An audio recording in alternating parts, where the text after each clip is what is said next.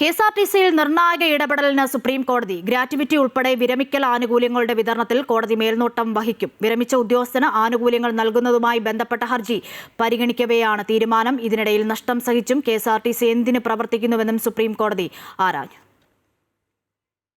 2024 vehicle ഇൻസ്പെക്ടറായി വിരമിച്ച Pradeep D നായർക്ക് വിരമിക്കൽ ആനുകൂല്യങ്ങൾ നൽകുന്നതുമായി ബന്ധപ്പെട്ട ഹർജി പരിഗണിക്കവെയാണ് സുപ്രീം കോടതിയുടെ നിർണായക തീരുമാനം.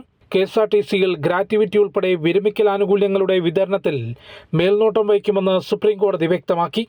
സീനിയോറിറ്റി ഉൾപ്പെടെ മാനദണ്ഡങ്ങൾ പാലിക്കുന്നുണ്ടോ എന്ന വിഷയത്തിലാകും കോടതി ഇടപെടലെന്നും ജസ്റ്റിസുമാരായ ദീപാങ്കർ ദത്ത, സതീഷ് ചന്ദ്ര ശർമ്മ എന്നിവരടങ്ങിയ ബെഞ്ച് അറിയിച്ചു.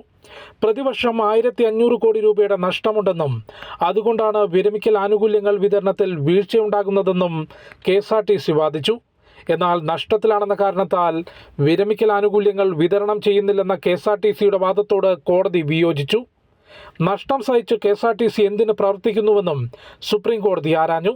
സർക്കാർ സ്ഥാപനം നഷ്ടത്തിൽ പ്രവർത്തിക്കുമ്പോൾ അതേ മേഖലയിലെ സ്വകാര്യ സ്ഥാപനങ്ങൾ ലാഭത്തിലല്ലേയെന്നും ബെഞ്ച് ചോദിച്ചു.